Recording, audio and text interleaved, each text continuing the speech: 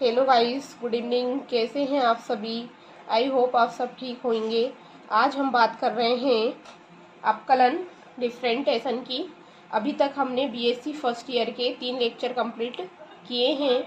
आज चौथा लेक्चर हमारा अपकलन पर रहेगा। इससे पहले आप सभी मेरे चैनल को सब्सक्राइब करें, लाइक, कमेंट और शेयर करें। इसी के साथ में आज अपना जो क्लास है वो कंटिन्यू करती हूँ। तो आज हम बात कर रहे हैं अपकलन से डिफरेंटेशन।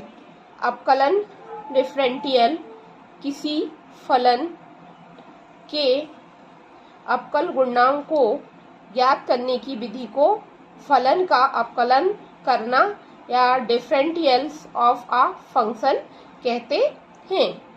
किसी फलन के अपकल गुणांक को व्युत्पन्न या अपकलज डेरिवेटिव भी कहते हैं।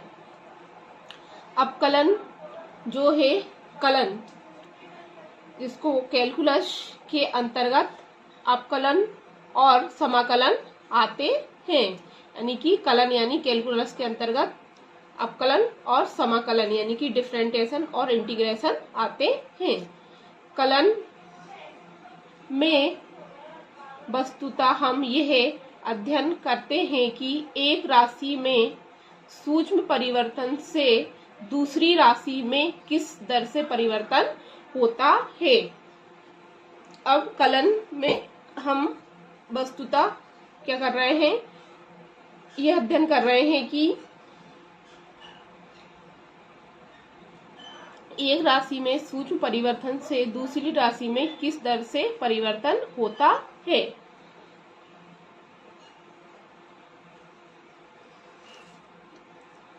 अपकलन के बारे में जानने से पहले उसमें प्रयुक्त कुछ पदों की व्याख्या आवश्यक है, जो निम्न है। अब अपकलन के बारे में जानने से पहले हम कुछ पदों की व्याख्या कर लेते हैं, जो कि क्या है, जरूरी है। तो चलिए अब आगे देखते हैं।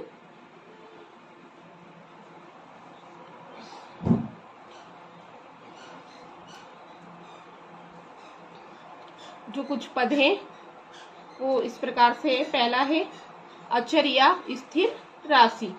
कांस्टेंट, एक ऐसी राशि जिसका मान गणितीय क्रियाओं मैथमेटिकल ऑपरेशन में ना बदले अर्थात स्थिर रहे, अचर या स्थिर राशि कहलाती है। जैसे कि एग्जाम्पल के लिए 1 2 3 1/4 पाई 1/2, ये क्या हो गया हमारा अचर या स्थिर राशि हमने देखा। अब इसके बाद में हम देखेंगे दूसरे पद को। तो इसमें क्लियर,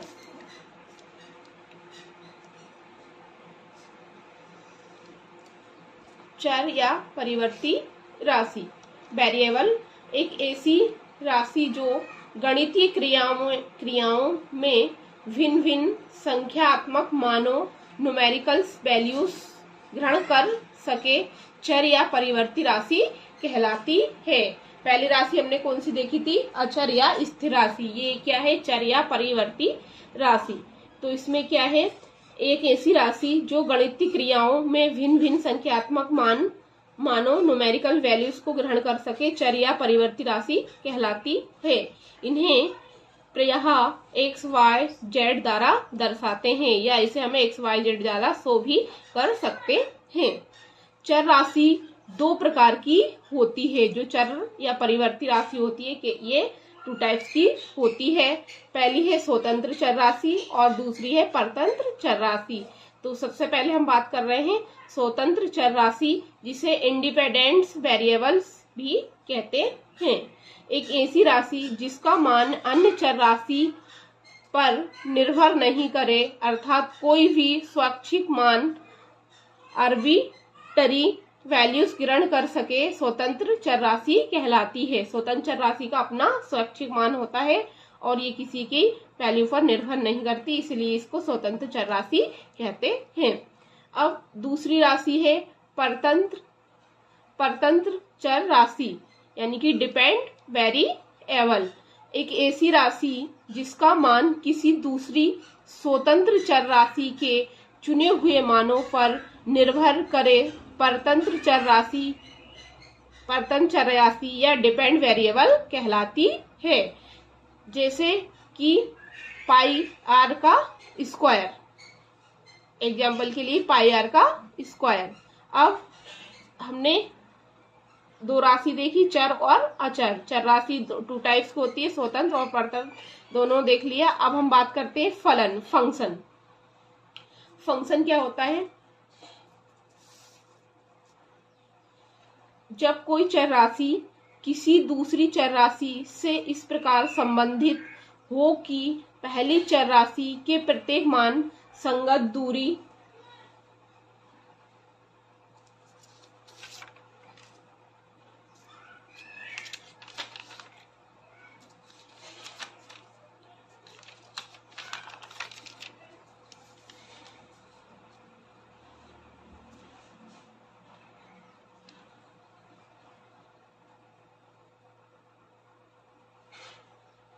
राशि का निश्चित मान हो तो दूसरी चर राशि पहली चर राशि का फलन कहलाती है। क्या देख रहे थे हम? फंक्शन को देख रहे थे जिसे हम फलन कह रहे थे।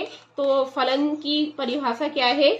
जब कोई राशि किसी दूसरी चर राशि से इस प्रकार संबंधित हो कि पहली चर राशि के प्रत्येक मान दूसरी चर राशि का एक निश्चित मान हो तो दूसरी चर राशि पहली चर राशि का फलन यानी फंक्शन कहलाती है। जैसे कि गोले का आयतन b is equal to 4/3 pi R का क्यू।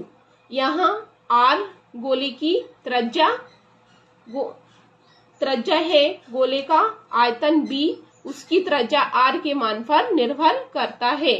r के किसी भी मान पर निर्भर करता है। r के किसी भी मान के लिए b का एक निश्चित मान होता है, अतः b r का फलन है।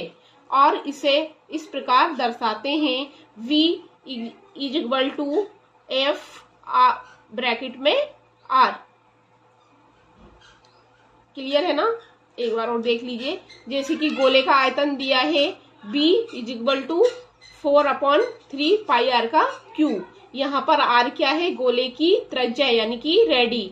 गोले का आयतन क्या है? b और उसकी त्रिज्या r के मान पर निर्भर करता है। r के किसी भी मान के लिए b का एक निश्चित मान होता है, अतः b r का फलन है। b क्या है?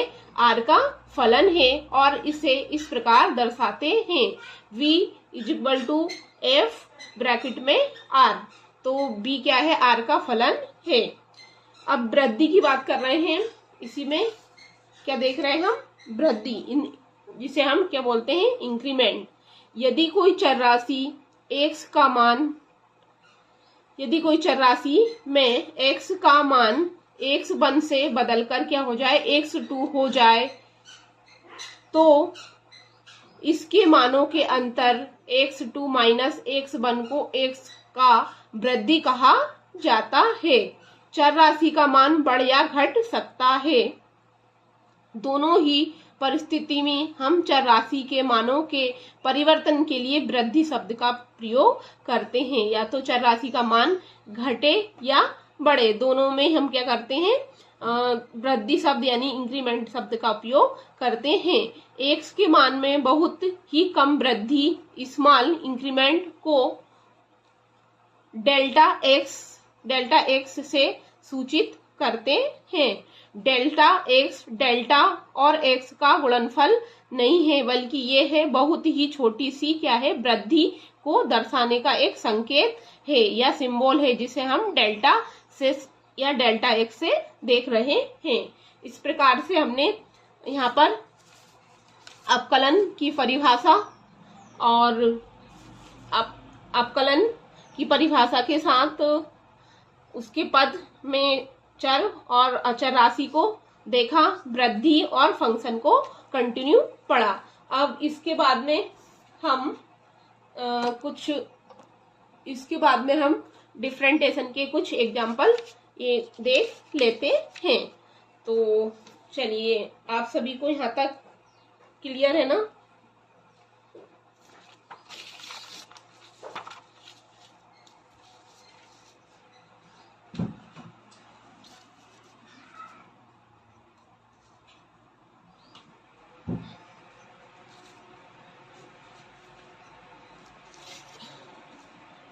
सबसे पहले डिफरेंटेशन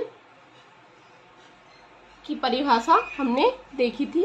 अब डिफरेंटेशन को कैसे करते हैं इसको समझते हैं। तो अपकलन,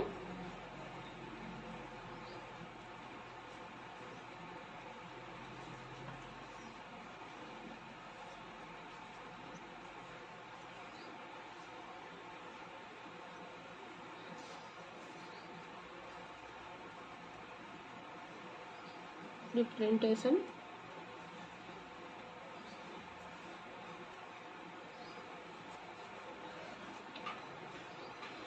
डिफरेंटेशन को हम किससे दर्शाते हैं?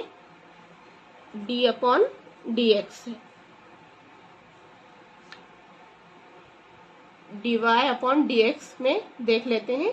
तो इसमें डिफरेंटेशन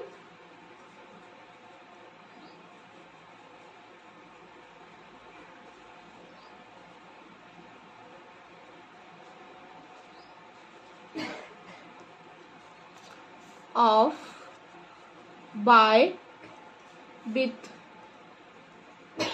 respect to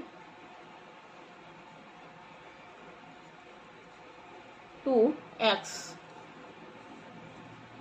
या इसको इस प्रकार x के सापेक्ष y का अपकलन।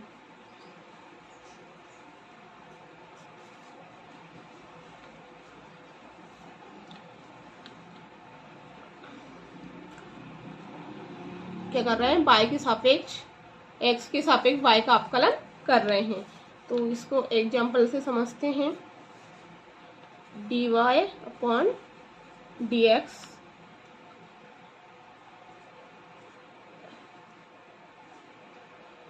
xn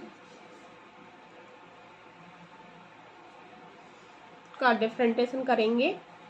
तो xn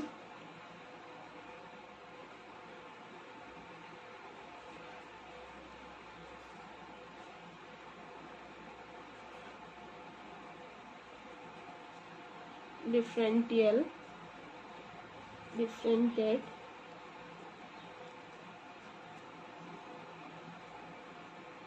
of xn with respect to x।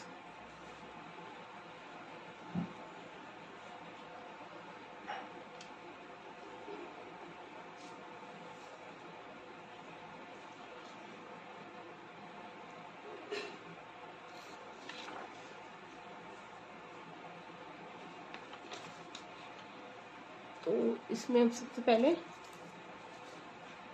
कुछ फार्मूले देख लेते हैं। पहला है D upon D X N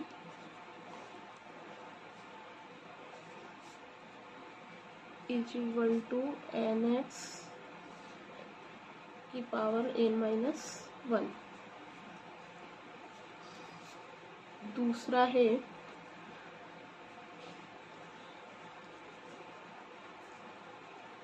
D upon D x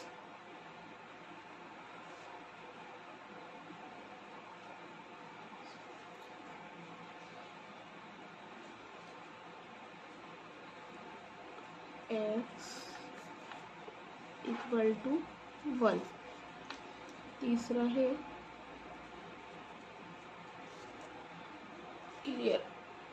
clear तो है।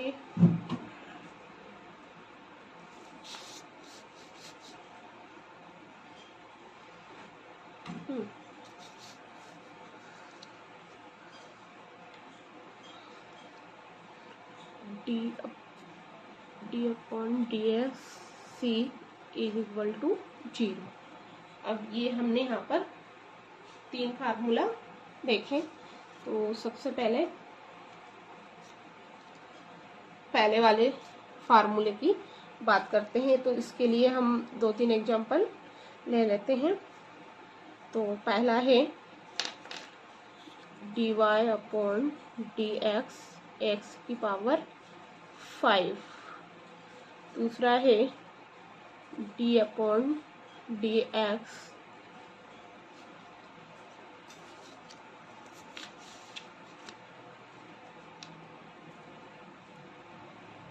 की पावर 4। तीसरा डी अपॉन डी एक्स की पावर क्यू और डी अपॉन डी एक्स की पावर 2। अब सबसे पहले इसको करेंगे। तो d upon D x is equal to power को क्या करेंगे, बाहर लाएंगे। तो 5 इंटू एक्स माइनस, अब पावर को से क्या करेंगे, फार्मूला क्या था हमारा, डी अपॉन डी एक्स की power n is equal to N x n minus 1। तो 5 एन एक्स 5 इंटू एक्स हो गया। अब n माइनस 1, तो n की जगह क्या है 5 माइनस 1। तो ये हो जाएगा हमारे पास, और एक्स का 5 में इंटू करेंगे तो 5x माइनस करा तो 4, ये हमारा आ गया। अब दूसरा है डी अपॉन डी एक्स की पावर 4। तो इज इक्वल टू 4 को बाहर लाएंगे, इंटू एक्स करेंगे और 4 माइनस 1। तो ये हो जाएगा हमारा 4 का एक्स करेंगे तो 4x हम माइनस करा तो ये हो जाएगा 3। ये दूसरा। अब तीसरे का डी अपॉन डी एक्स की power Q 3 into x 3 minus 1। तो यहाँ पर 3 का इंटू एक्स करा तो 3x माइनस का 2। अब इसके बाद में next is equal to d upon D x to the power 2। अब इज इक्वल टू इसको बाहर करेंगे तो ये हो जाएगा 2 इंटू एक्स 2 इंटू एक्स तो n माइनस 1। तो 2x का इंटू एक्स में करा तो 2x 2 में से गया तो माइनस 1, या फिर आप इसको ऐसे करके 2x भी लिख सकते हो कि एक लिखो या नहीं लिखो। तो ये कितना देखा हमने, कितने 1 2 3 और ये 4, ऐसे करने हमने 4 एग्जाम्पल देखे। कौन से फार्मूले से, डी अपॉन डी एक्स की power n is equal to N x की पावर n माइनस 1 से। अब इसके बाद में दूसरा फार्मूला क्या दिया हमको, d upon D x is equal to 1। तो ये दिया है। सबसे पहले इसको यहाँ पर कर लेते हैं।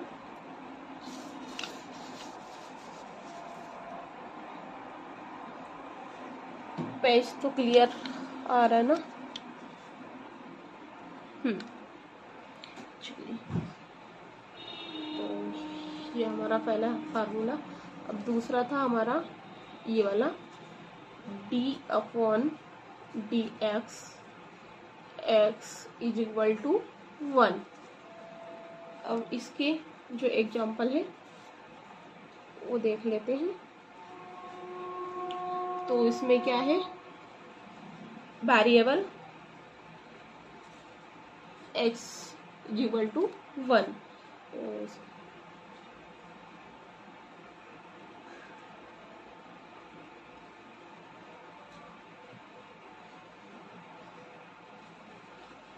पहला है D upon D x for, तो इसका क्या हो जाएगा इज इक्वल टू 1, क्योंकि इसमें क्या है, अगर ये और ये क्या हो सेम हो तो क्या आ जाएगा, वेरिएबल बराबर हो तो क्या आएगा 1, तो ये यहाँ पर आ गया। दूसरा है, और ये यहाँ पर x रख लेते हैं, D upon D x x is equal to 1, तो यहाँ पर क्या है हमारा वेरिएबल बराबर है। दूसरा है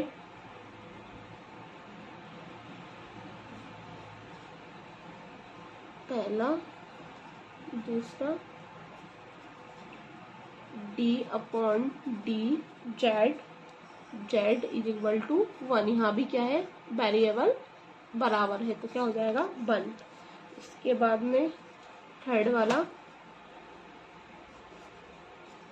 D upon d theta, theta is equal to 1, यहाँ भी क्या हो जाएगा 1, वेरिएबल बराबर हो तो क्या 1 लिख दिया जाता है, तो ये हो गया 1। इस प्रकार से हमने दूसरा वाला भी, दूसरा फार्मूला से भी कुछ डिफरेंशिएशन देख करके देखे।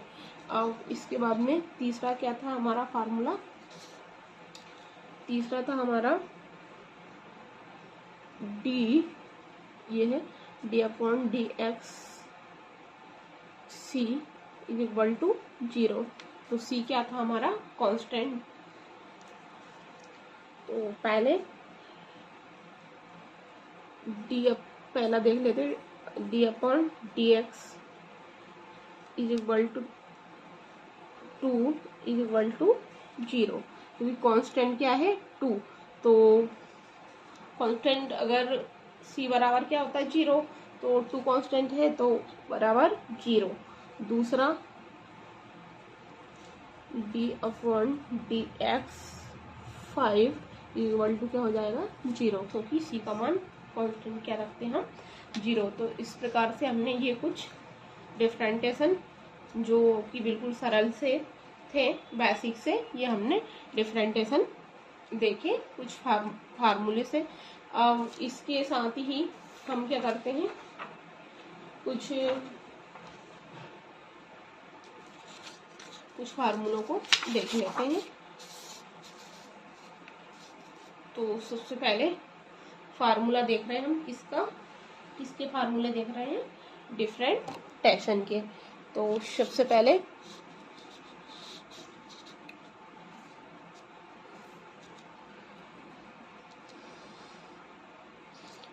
पहला दिया है D upon D x x to the power n is equal to N x n की पावर n-1, जो कि अभी इससे हम देखा था। दूसरा है D upon D x x is equal to 1। फिर तीसरा है D upon D x C is equal to 0। इसी के साथ चौथा वाला है डी अपॉन डी एक्स, यहाँ से हम क्या देख रहे हैं, ट्रिग्नोमेट्रिक जो फार्मूले होते हैं वो हम देख रहे हैं। और तो यहाँ से ट्रिग्नोमेट्रिक के फार्मूले स्टार्ट हुए, तो d upon D x sine x is equal to होता है कॉस एक्स। अब इसके बाद में फिफ्थ वाला है D upon D x cos x is equal to होता है साइन एक्स। और 6 d upon D x tan x is equal to sec square x. 7th में है D upon D x cot x is equal to minus cosec square x. 8 d upon D x cosec x is equal to, ये minus में आएगा, cosec x into cot x. 9th d upon D x cos x is equal to minus cosec x into cot x. 10 d/dx log x is equal to क्या होता है 1/x। अब next दिया है d/dx e की power x। तो ये इकलौता एक ऐसा फार्मूला है जिसमें समाकलन और अपकलन के मान क्या होते हैं, सेम ही होते हैं। तो d/dx e की power x is equal to e की पावर x, ऐसे का ऐसे ही हो जाएगा। अब इसके बाद में नेक्स्ट दिया है 12 d/dx a to the power x is equal to a की power x log a। Next 13 d/dx root x is equal to इसका होता है, इसकी वैल्यू होती है 1/2 रूट x।